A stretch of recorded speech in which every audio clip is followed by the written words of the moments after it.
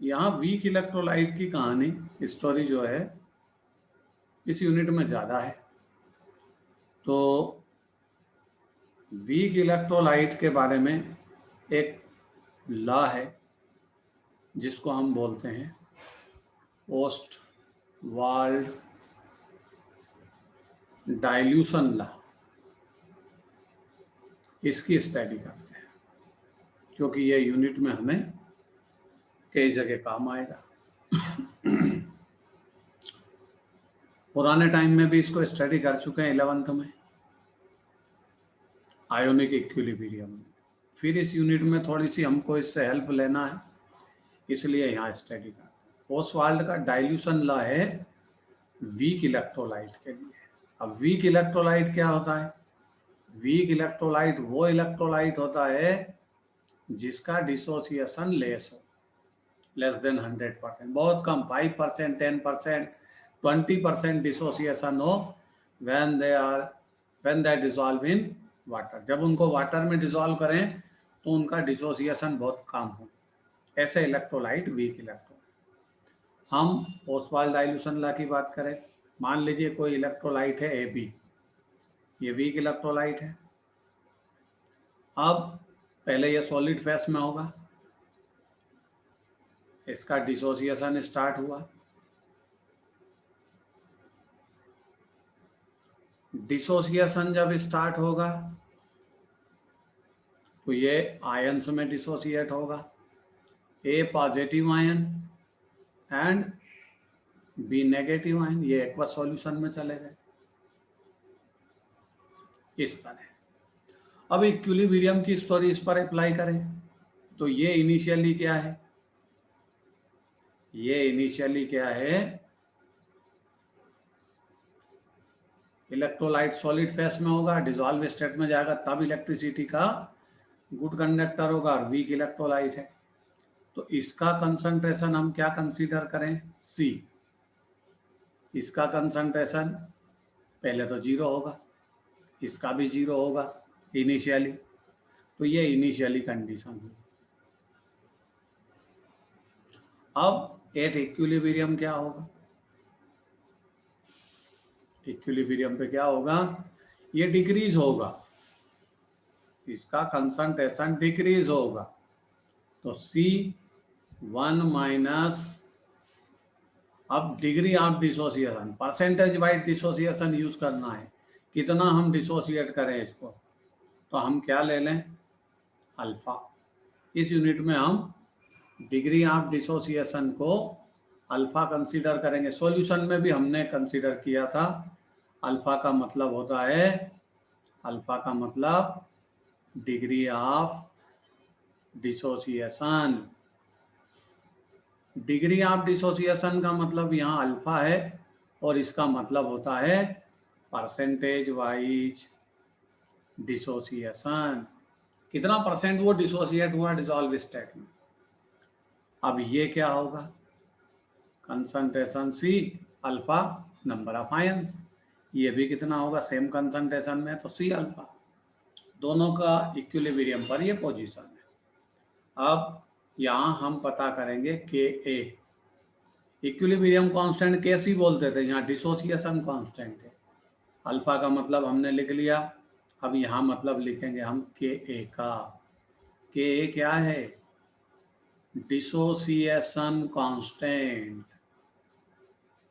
Dissociation constant. अब K की value लाएंगे, K इक्वल टू क्या हो जाएगा?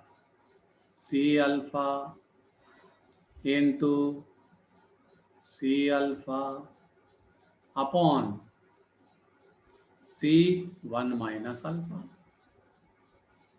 इसको सॉल्व करोगे तो आंसर क्या बनेगा? K equal to C square alpha square upon C1 minus alpha. एक C से C कैंसल कर दीजिए, आंसर आ जाएगा अगला K C alpha square 1 minus alpha. अगर degree of dissociation more then 5% है,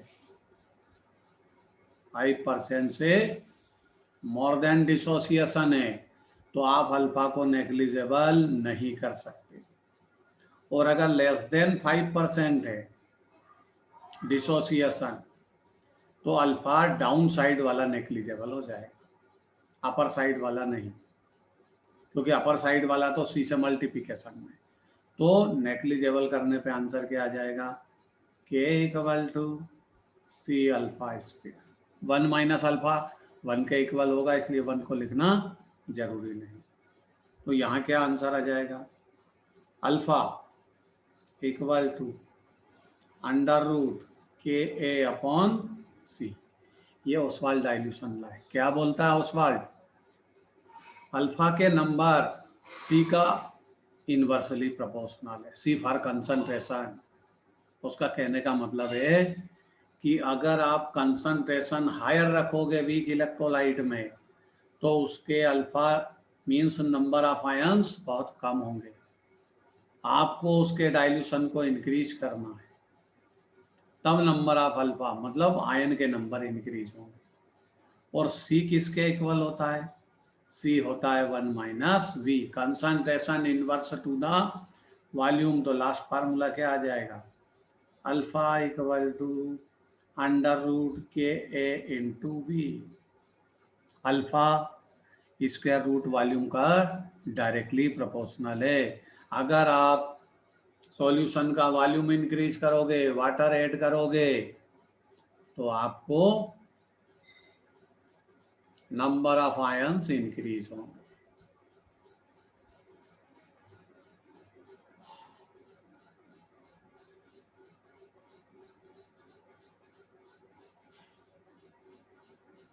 नोट करिए Ostwald dilution law. Weak electrolyte में क्या प्रॉब्लम है, वीक इलेक्ट्रोलाइट में अगर हम हायर कंसंट्रेशन को यूज करें, तो अल्फा आपको क्या मिलेंगे, अल्फा मतलब number of ions, degree of dissociation बहुत कम मिलेंगे। लेस नंबर ऑफ आयोनाइज्ड होगा, लेस डिसोसिएशन होगा, तो आपको सॉल्यूशन में नंबर ऑफ आयंस कम मिलेंगे। आयन कम मिलेंगे तो उसकी कंडक्टिविटी कैलकुलेट नहीं कर पाओगे। क्यों, कि इलेक्ट्रोलाइट की कंडक्टिविटी तो नंबर ऑफ आयन पर डिपेंड है। क्या लिखूं यहाँ, conductivity of weak electrolyte depend upon number of ions. अरे कोई भी इलेक्ट्रोलाइट हो, चाहे स्ट्रांग हो चाहे वीक हो, उसकी कंडक्टिविटी के उसमें से कितना करंट पास होगा, वो तो उसके नंबर ऑफ आयंस पे डिपेंड है ना। क्यों, कि इलेक्ट्रोलाइटिक कंडक्टर में तो नंबर ऑफ आयंस मतलब आयंस ही करंट को फ्लो करते हैं। तो नंबर ऑफ आयन जितने ज्यादा होंगे उसकी कंडक्टिविटी हायर होगी। बट वीक इलेक्ट्रोलाइट में डिसोसिएशन वीक कम होता है। तो हायर कंसंट्रेशन पर जब आप किसी भी वीक इलेक्ट्रोलाइट का कंसंट्रेशन हायर रखते हैं, तो उसमें अल्फा के नंबर बहुत लेस होते हैं। इसलिए उसकी कंडक्टिविटी भी हम कैलकुलेट आसानी से नहीं कर पाते। क्यों, कि conductivity depend upon number of ions of electrolyte. और ये ओसवाल्ड का फार्मूला है कि डिग्री ऑफ डिसोसिएशन तो कंसंट्रेशन का इनवर्सली। कंसंट्रेशन अगर आपने हायर रखा, ये कंसंट्रेशन बहुत हायर है, तो ये तो कम होंगे ना, क्योंकि इनवर्सली प्रोपोर्शनल है। अभी प्रूव किया हमने ओसवाल्ड डायल्यूशन। तो कंसंट्रेशन को क्या करें, कंसंट्रेशन को डिक्रीज करें। कंसंट्रेशन को डिक्रीज करोगे तो अल्फा के नंबर इंक्रीज होंगे। बात समझ में आई फार्मूले से। अगर हम वीक इलेक्ट्रोलाइट के सॉल्यूशन का कंसंट्रेशन इंक्रीज करेंगे तो अल्फा डिक्रीज होगा। तो हम क्या करें, कंसंट्रेशन को डिक्रीज करें, तो हमें नंबर ऑफ अल्फा एक्सेस मिलेंगे, ज्यादा मिलेंगे। अब कंसंट्रेशन का इनवर्स क्या होता है, कंसंट्रेशन का इनवर्स तो वॉल्यूम होता है। मतलब हम क्या इंक्रीज करें, वॉल्यूम को इंक्रीज करें। वॉल्यूम को इंक्रीज करोगे तो अल्फा तो वॉल्यूम का डायरेक्टली प्रोपोर्शनल। क्या है फार्मूला, के इंटू वी। ये फार्मूला है, क्योंकि सी इक्वल टू 1/v होता, हमने फार्मूला में प्रूव किया। और वॉल्यूम और अल्फा दोनों डायरेक्टली प्रोपोर्शनल हो गए। ये भी ओसवाल्ड डाइल्यूशन ला है। अब समस्या है कि अल्फा के नंबर इंक्रीज करना तो वॉल्यूम इंक्रीज करें, और अब वॉल्यूम जब इंक्रीज करोगे तो कंसंट्रेशन तो डिक्रीज होगा ना, क्योंकि ये तो एक दूसरे के खुद इनवर्सली। समझ में आ रही बात? वॉल्यूम इंक्रीज करते हैं तो हम किसको इंक्रीज करते हैं? सॉल्यूशन के डाइल्यूशन को इंक्रीज करते हैं। कंसंट्रेशन को डिक्रीज करोगे तो डाइल्यूशन इंक्रीज होगा, वो तो अपोजिट फैक्टर है ना। सॉल्यूशन का डाइल्यूशन इंक्रीज कर रहे हो मतलब कंसंट्रेशन डिक्रीज कर रहे हो, मतलब डाइल्यूशन इंक्रीज कर रहे हो मतलब वॉल्यूम इंक्रीज कर रहे हो। जैसे एक एग्जांपल समझा, आपके पास कोई वीक इलेक्ट्रोलाइट है ए, ये कंडीशन है। इसमें आपने कितना वाटर लिया? 1 लीटर। 1 लीटर में ए कितना मिलाया? 1 मोल। 1 मोल विथ 1 लीटर, तो ये तो 1 मोलरिटी का सॉल्यूशन होगा। अब ये वीक इलेक्ट्रोलाइट का सॉल्यूशन है 1 मोल का 1 लीटर वाटर में। आपको सपोज इसमें आयन मिले केवल 5%, मतलब एबी का डिसोसिएशन केवल 5% हुआ। और एबी डिसोसिएट कैसे होता था? ऐसे, ये एबी डिसोसिएट हुआ, ए प्लस बी। ये कितने मिले आपको? 5%। ये कितना मिला? 5%। ये कितना है? अरे ये सॉल्यूशन में अभी 95% बैठा हुआ है, डिसोसिएट ही नहीं हुआ। तो हमारी प्रॉब्लम क्या है कि एबी का डिसोसिएशन हम इंक्रीज करें, एबी के नंबर इंक्रीज करें, ए माइनस बी प्लस के, इनके नंबर इंक्रीज करें। तो क्या करें? डाइल्यूशन इंक्रीज करें। हमारे पास इसके अतिरिक्त कोई सॉल्यूशन नहीं है। हम ओसवाल्ड डाइल्यूशन लॉ को यूज करें, वॉल्यूम को इंक्रीज करें, तो number of alpha automatic increase होंगे, ए और बी के नंबर बढ़ेंगे। चलिए हमने क्या किया, 1 मोल ही रखा। इलेक्ट्रोलाइट का मोल इंक्रीज नहीं करना है हमें, तो वॉल्यूम इंक्रीज करना है। तो 1 लीटर वाटर के प्लेस पे आपने क्या कर दिया? वॉल्यूम इंक्रीज करके 10 लीटर कर दिया। अब 10 लीटर वाटर कर दिया सॉल्यूशन के अंदर, इलेक्ट्रोलाइट वही वीक है 1 मोल, तो वॉल्यूम इंक्रीज हुआ ना। तो ये वाटर क्या करता है? उस इलेक्ट्रोलाइट के 95% जो अनडिसोसिएट थे उनको ब्रेक करता अपनी एनर्जी से, और ये डिसोसिएशन को इंक्रीज करता। अब कितना डिसोसिएशन हो गया इसका? 50%। ये 50% मिला आपको कितने लीटर वाटर पर? 10 लीटर। तो ये कितना बचा? अरे अभी अब वीक इलेक्ट्रोलाइट 50% सॉल्यूशन में, बताओ पूरा डिसोसिएशन हो गया क्या? आप आंसर दोगे नहीं सर, अभी तो 50% डिसोसिएशन बाकी। आपने वॉल्यूम को इंक्रीज किया 1 लीटर टू 10 लीटर, तो आपको लगा कि यार ये तो कंसेप्ट गजब का है, इसमें कंसंट्रेशन इंक्रीज मतलब कंसंट्रेशन को डिक्रीज करते हैं, हम वॉल्यूम को इंक्रीज करते हैं तो नंबर ऑफ आयन इंक्रीज होते हैं। आपको टेक्निक पता चल गई कि अगर हम इसमें वाटर को 1 से 10 लीटर करते हैं तो नंबर ऑफ आयन्स हमको 50% मिल जाते हैं। बस इसी टेक्निक को आप यूज कर दो। आपने क्या किया, 10 लीटर के बाद इस वाटर को कर दिया 20 लीटर। अब इसका डिसोसिएशन हो गया 50%, तो ये कितना बचा? 75%। तो ये बचा 25%, ये दोनों कितने हो गए? 75%। अब तो आपके दिमाग में टेक्निक बैठ गई कि हम वाटर का अमाउंट इंक्रीज करते हैं तो डिसोसिएशन इंक्रीज होता है।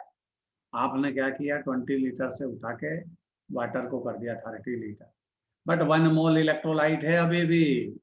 अब आप सोचो 1 मोल इलेक्ट्रोलाइट 1 लीटर में जब था 1 मोलर सॉल्यूशन था, अब 30 लीटर में क्या हो गया? 30 टाइम लेस हो गया उसकी मोलरिटी। समस्या ये आ गई कि अब ये 0% है और ये 100% डिसोसिएट। इलेक्ट्रोलाइट कंप्लीटली डिसोसिएट हो गया, वीक इलेक्ट्रोलाइट 30 लीटर पर।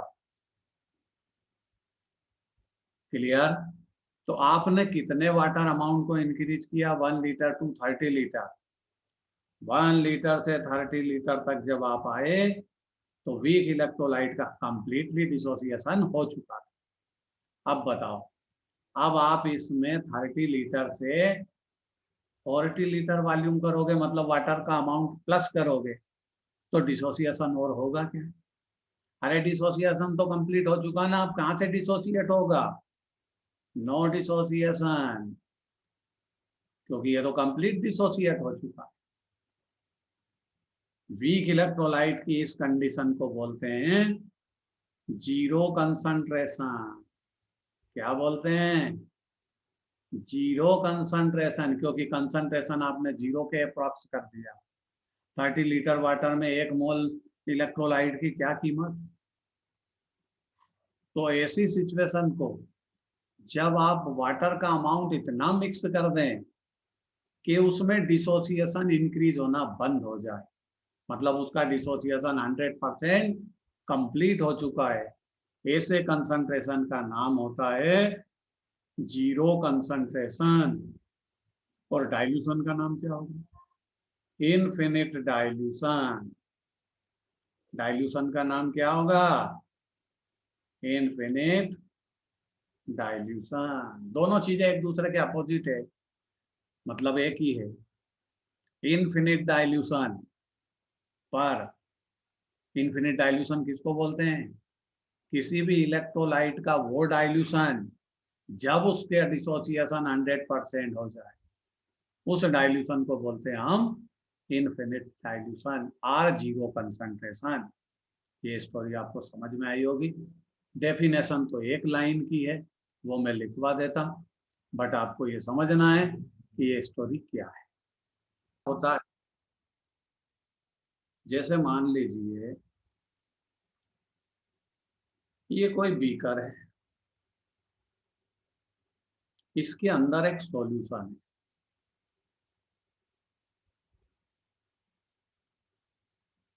ये सॉल्यूशन है। अब सॉल्यूशन होगा तो इसके अंदर वाटर होगा। देखिए, इलेक्ट्रोलाइट वो मटेरियल होता है जो सॉलिड फेस में इलेक्ट्रिसिटी का बैड कंडक्टर है, बट डिजॉल्व और मोल्टन स्टेट में वो इलेक्ट्रिसिटी का गुड कंडक्टर होता है due to ions, positive as well as negative.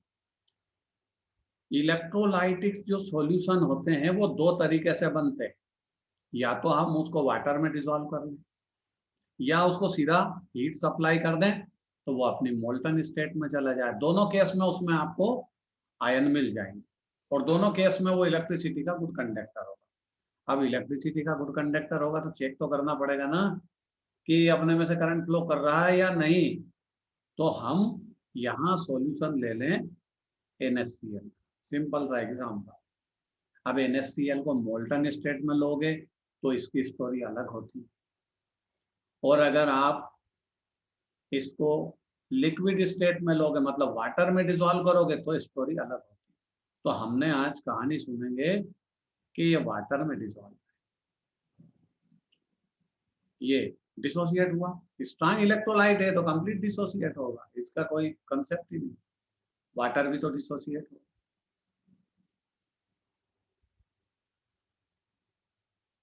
ये डिसोसिएट, सब अपने अपने पॉजिटिव नेगेटिव आयन में डिसोसिएट होते हैं। चलिए, हो गया डिसोसिएट। इसके अंदर कितने आयन है जरा बताना? एक, इस सॉल्यूशन के अंदर सोडियम पॉजिटिव आयन, दूसरा क्लोराइड नेगेटिव आयन, तीसरा हाइड्रोजन पॉजिटिव आयन के फॉर्म में, और चौथा OH माइनस पॉजिटिव आयन। ये चारों आयन इस सॉल्यूशन के अंदर है। चलिए, होंगे। अब हम क्या करें, इसमें दो टर्मिनल डिप्ट करें, इलेक्ट्रोड जिनको आप बोलते हैं। एक का नाम एनोड होता है तो दूसरे का नाम कैथोड होता है, दुनिया जानती है। ये बैटरी, ये पॉजिटिव टर्मिनल, और ये negative terminal. Negative terminal cathode terminal, और ये एनोड। चलिए, बैटरी के जिस पॉजिटिव टर्मिनल से आप इलेक्ट्रोड को कनेक्ट करोगे वो एनोड बन जाता है, बैटरी के नेगेटिव टर्मिनल से जिसको कनेक्ट करोगे वो कैथोड बन जाएगा। चलिए, कैथोड इलेक्ट्रॉन का सोर्स होता है, सोर्स ऑफ इलेक्ट्रॉन। इसके पास बहुत सारे इलेक्ट्रॉन होते हैं। क्लियर? कैथोड टर्मिनल हमेशा इलेक्ट्रॉन का सोर्स होता है। अब क्या रिएक्शन होगी एट कैथोड। कैथोड पर कौन भागेगा, आपको पता है कैथोड पर पॉजिटिव आयन भागे, बट इसमें पॉजिटिव आयन 2 है। Na भी पॉजिटिव आयन है, हाइड्रोजन भी पॉजिटिव आयन है, तो वो पहले भागेगा जो ज्यादा रिएक्टिव होगा। ठीक, तो कैथोड पर सबसे पहले भाग करके जाएगी H+ आयन। सोडियम कहाँ जाएगा बाद में बताएंगे। ये 2H+ आयन आया, 2 इलेक्ट्रॉन गेन करेगा और गेन करके किस में कन्वर्ट हो जाएगा, हाइड्रोजन गैस। चलो ये यहाँ कलेक्ट हो गई, गैस गैस है तो बाहर चली जाएगी कैथोड टर्मिनल पे। Na कहाँ गया, मैं अलग लिख देता। Na भी इलेक्ट्रॉन गेन करेगा, ये गेन कर लिया Na, और कैथोड टर्मिनल पर वो सॉलिड फेस में डिपॉजिट हो जाएगा। वो वहीं है, वो नहीं गया, वो यहीं है कैथोड टर्मिनल के आसपास, सोडियम आयन।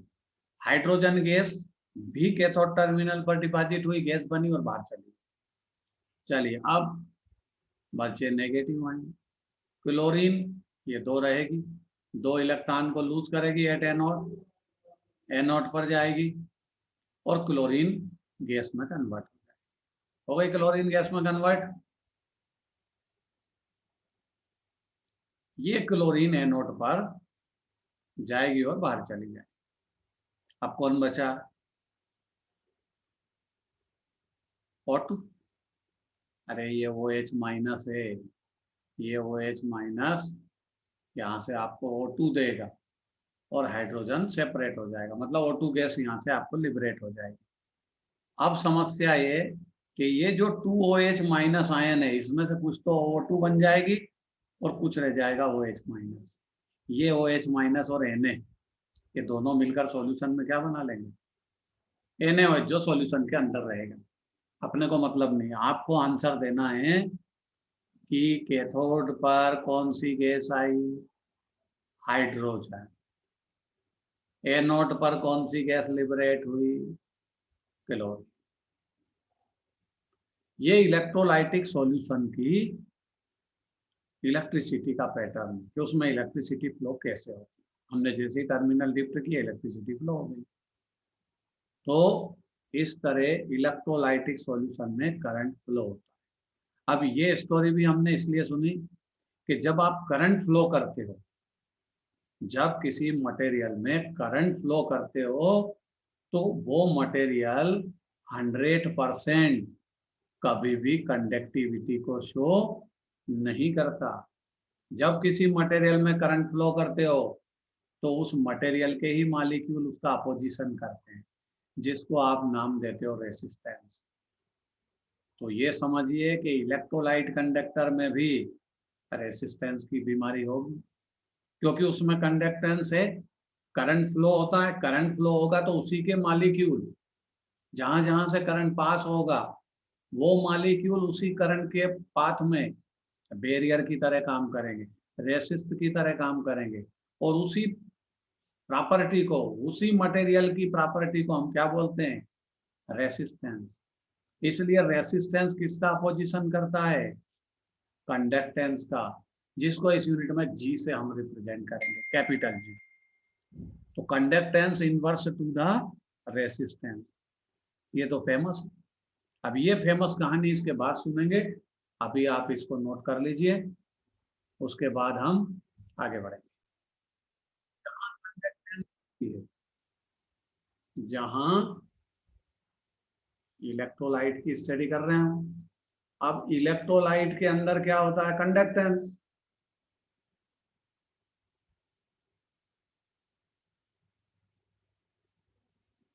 और कंडक्टिविटी, कंडक्टेंस को अभी मैंने लिखा था जी। अलग अलग बुक में अलग अलग रिप्रेजेंट है। पुरानी बुक में इसको सी से रिप्रेजेंट करते थे, अभी आपकी बुक में जी से रिप्रेजेंट। तो किसी भी कंडक्टेंस होता क्या है, पहले यह समझेंगे। किसी भी मटेरियल की प्रॉपर्टी है, conductance is the property of material. क्या करता है वो मटेरियल, इन विच करंट पास थ्रू, अपने में से करंट को पास करता है, वो उसकी प्रॉपर्टी है। अब जैसे मान लीजिए ये कोई कंडक्टर है। अब यहाँ सॉलिड कंडक्टर की बात करेंगे, फिर अपने इलेक्ट्रोलाइट से उसकी कंपैरिजन करेंगे। ये कोई सॉलिड कंडक्टर, ये करंट पास किया, इलेक्ट्रॉन चलेंगे, ऐसे जंप करते हैं इधर उधर, इधर आ जाता है, वाइब्रेशन करते हैं इलेक्ट्रॉन, कहीं इधर उधर नहीं जाता। तो समस्या ये कि इस सॉलिड कंडक्टर में करंट पास हुआ, और इसका करंट कैरिंग कंडक्टर जो है वो तो फ्री इलेक्ट्रॉन था, हो गई करंट पास।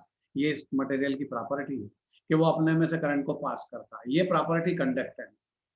और बट इसी के मॉलिक्यूल इलेक्ट्रॉन को इधर उधर वाइब्रेशन करने में क्या करेंगे, बैरियर की तरह उसके पाथ में रेसिस्ट करेंगे, उसको रोकेंगे, क्योंकि पार्टिकल में भी तो न्यूक्लियस होता है, न्यूक्लियस उसको रोकेगा, दूसरे इलेक्ट्रॉन उसको रिपेल करेंगे इधर उधर जाने में। तो यहाँ क्या पैदा हो जाएगा, ऑटोमेटिक रेसिस्टेंस। अब बताओ रेसिस्टेंस किसकी प्रॉपर्टी है? अरे रेसिस्टेंस भी उसी मटेरियल की प्रॉपर्टी है, तो कंडक्टेंस भी मटेरियल की प्रॉपर्टी है और रेसिस्टेंस भी मटेरियल की प्रॉपर्टी है। दोनों एक ही मटेरियल है, अलग अलग नहीं। वहाँ बैरियर की तरह दूसरे पार्टिकल या दूसरे मटेरियल के पार्टिकल नहीं आते, उसी मटेरियल के पार्टिकल रेसिस्ट करते करंट को। तो आपने पढ़ा होगा कि conductance is inverse to the resistance, या ऐसा लिख लो GR = 100%, ऐसा भी तो लिख सकते हो। अब समझ में आया कि दोनों का प्रोडक्ट 100% होता है। अगर मान लो R की वैल्यू इंक्रीज हुई, रेसिस्टेंस इंक्रीज हुआ, तो किसी मटेरियल का कंडक्टेंस डिक्रीज होगा, और किसी मटेरियल का कंडक्टेंस 100% है तो रेसिस्टेंस 0 हो जाएगा। बट इट इज इम्पॉसिबल, ये बहुत एक रेयर केस में ऐसा होता है। मतलब मटेरियल में 100% कंडक्टिविटी को लाना एक स्पेशल टेम्परेचर पर ये पॉसिबल है, जो किसी गैस में ऐसा हो सकता है। अब गैस से इलेक्ट्रिसिटी पास करोगे तो क्या पॉसिबल है इधर से उधर ले जाना? उसके ट्रांसपोर्टेशन में प्रॉब्लम आएगी, ट्रांसफर नहीं कर सकते इधर से उधर, बहुत सारी प्रॉब्लम। अपने को इतना डिटेल डीप में नहीं जाना। मैंने लिखा G = 1/R। अब रेसिस्टेंस की बात करें तो रेसिस्टेंस क्या है? प्रॉपर्टी ऑफ मटेरियल, ये मैटर की प्रॉपर्टी है, और आप फिजिक्स में पढ़ चुके हो, R ∝ L। रेसिस्टेंस कंडक्टर की लेंथ के डायरेक्टली प्रोपोर्शनल होता है, और उसके क्रॉस सेक्शन एरिया के इनवर्सली प्रोपोर्शनल होता है। ये दो कहानी आप पढ़ चुके हो या जानते हो। तो R किसके डायरेक्टली इक्वल हो जाएगा? L/A। ठीक है। अब यहाँ प्रोपोर्शनल के साइन को हटा दो, तो R = ρ L/A। रो क्या है? रो स्पेसिफिक रेसिस्टेंस। क्या है ये? स्पेसिफिक रेसिस्टेंस, और दूसरा नाम लेते हैं इसको रेसिस्टिविटी। अब रो की वैल्यू पता कर लो, रो = RA/L। पहले हम ये जो रो है इसकी डेफिनेशन कर ले, क्योंकि R की डेफिनेशन तो हम बना चुके हैं। Resistance is the inverse to the conductance, ये तो अपोजिशन करता हमेशा। तो रो की डेफिनेशन क्या है? Rho is the specific resistance of conductor. कब? ये रो किसके इक्वल होता है? रो R के इक्वल होता है। कब? जब कंडक्टर की लेंथ 1 सेंटीमीटर हो और उसका क्रॉस सेक्शन एरिया भी 1 सेंटीमीटर अपार्ट, तब रो R के इक्वल होगा। मतलब रेसिस्टेंस ही स्पेसिफिक रेसिस्टेंस होगा अगर कंडक्टर की लेंथ 1 सेंटीमीटर है और उसका cross section area 1 centimetre apart. तो ये कहने समझाने का मतलब है कि रेसिस्टेंस क्या होता है, कंडक्टेंस क्या होता है, स्पेसिफिक रेसिस्टेंस क्या होगा। अभी इतना नोट करेंगे, उसके बाद फिर आगे चलेगी कहानी, स्पेसिफिक कंडक्टेंस आएगा।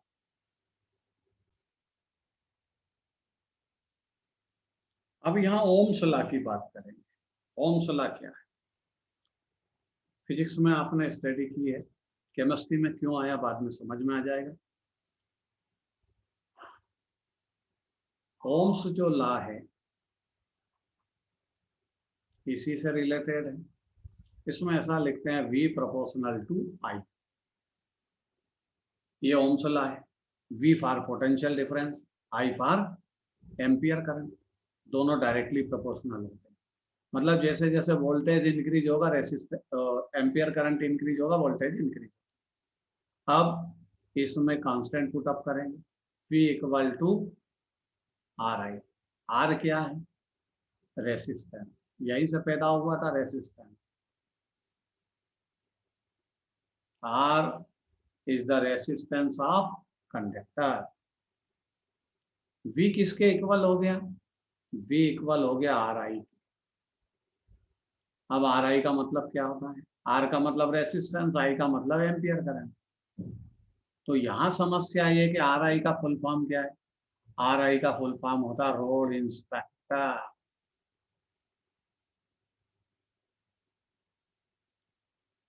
R resistance, I ampere current. Unit रखेंगे, इसकी यूनिट क्या होती है?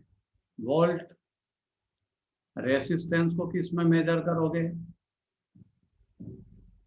ओम। और 1 एम्पियर। अगर किसी रेसिस्टेंस को पता करना हो तो ऐसे कर सकते हो, R इक्वल टू V/I, तो 1 वोल्ट अपॉन 1 एम्पियर।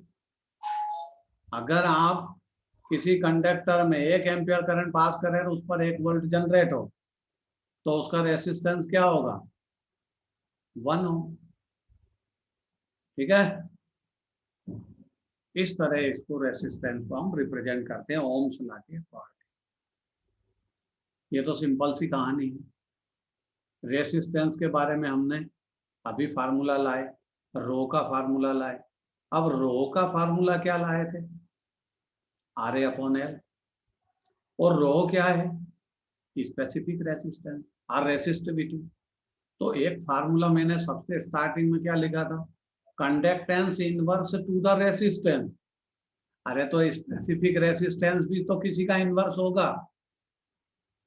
जब सिंपल कंडक्टेंस, ये फार्मूला लिखा, सिंपल कंडक्टेंस जी इनवर्स होती है रेसिस्टेंस के, तो ये रो भी तो स्पेसिफिक रेसिस्टेंस है, ये भी तो किसी का इनवर्स होगा। तो रो किसका इनवर्स है? रो इनवर्स टू द के को बोलते हैं कप्पा। और कप्पा का मतलब है स्पेसिफिक कंडक्टेंस। क्या बोलते हैं इसको? स्पेसिफिक कंडक्टेंस और कंडक्टिविटी। क्लियर? अब कैसे लिख सकते हैं इसको? स्पेसिफिक कंडक्टेंस के इक्वल टू 1/रो। ऐसा भी तो लिख सकते हैं बदल के। रो की वैल्यू लाओ। रो क्या है? RA upon L। Formula prove किया था हमने। यहाँ रो के प्लेस पे रख दो तो नया कुछ फार्मूला आ जाएगा। K equal to 1/RA upon L। तो ये फार्मूला क्या बन जाएगा? K equal to 1/R into L upon के।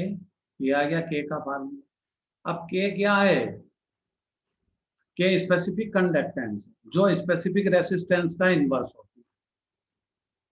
तो के कप्पा के नाम से फेमस है, और ये कंडक्टिविटी है। किसी भी के equal to 1/R into L upon A. L upon A क्या है? L upon A cell constant होता है। अब यह सेल कांस्टेंट कहाँ से आ गया? तो सेल कांस्टेंट को हम अलग से आपको डायग्राम बना के समझाएंगे। पहले ये सारे फार्मूले नोट करिए, फिर उसमें एल अपॉन ए का जो रेशो है उसको हम बोलते हैं सेल कांस्टेंट। उसके बारे में डिस्कस करेंगे। नोट करिए फार्मूले।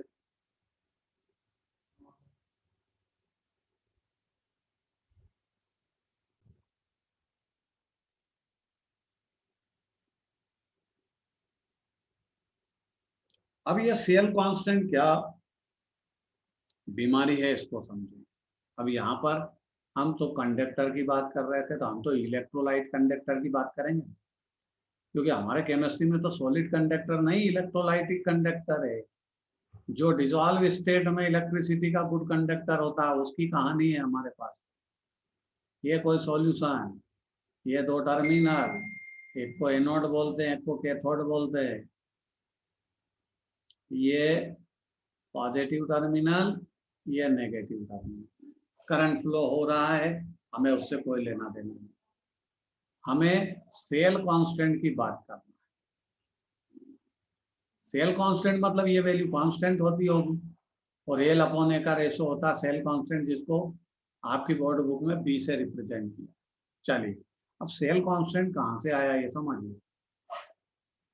ये दोनों इलेक्ट्रोड के बीच की लेंथ, यहां से यहां, इसको बोलते हैं एल। और किसी एक इलेक्ट्रोड का cross section area, cross section area, इसको क्या बोलते हैं, ए। जब इलेक्ट्रोलाइटिक सॉल्यूशन को आप यूज करते हो और उसमें करंट फ्लो करते हो, तो ये दोनों वैल्यू कांस्टेंट होती है, लेंथ अपॉन ए। मतलब केमिकली चेंज तो होता है या फिजिकली भी चेंज होता है, बट इलेक्ट्रोड के बीच की, दोनों के बीच की जो लेंथ है वो, और इसका क्रॉस सेक्शन एरिया जो है, इन दोनों का रेशो कांस्टेंट होता है। अब बोलोगे आप सर उसमें तो इलेक्ट्रोड पर मास डिपॉजिट होता है, ये हो गया डिपॉजिट। तो ये जो क्रॉस सेक्शन एरिया इंक्रीज हुआ होगा तो लेंथ डिक्रीज हो गई। तो समझाने का मतलब है एल अपॉन ए का रेशो बी जो होता है, जिसको हम सेल कांस्टेंट बोलते हैं, इसीलिए उसका नाम सेल कांस्टेंट है कि वो कांस्टेंट वैल्यू सेल के अंदर। अब एल क्या है, अगर सॉलिड कंडक्टर में बात करते थे आप, तो एल क्या थी, ये कंडक्टर की लेंथ थी, और ये इसका क्रॉस सेक्शन एरिया ए था। ये सॉलिड कंडक्टर की बात है। लेकिन ये फार्मूला हम इलेक्ट्रोलाइट पर अप्लाई कर रहे हैं, तो यहाँ पर एल का मतलब क्या है, एल का मतलब दोनों इलेक्ट्रोड के बीच की डिस्टेंस, और ए का मतलब क्या है, किसी एक इलेक्ट्रोड का cross section area. Clear, note कर लीजिए, एल अपॉन ए का रेशो बी से रिप्रेजेंट करते हैं, और इसका मतलब दोनों का मीनिंग लिख लीजिए। और लिखने के बाद क्लास को यहीं खत्म करेंगे हम।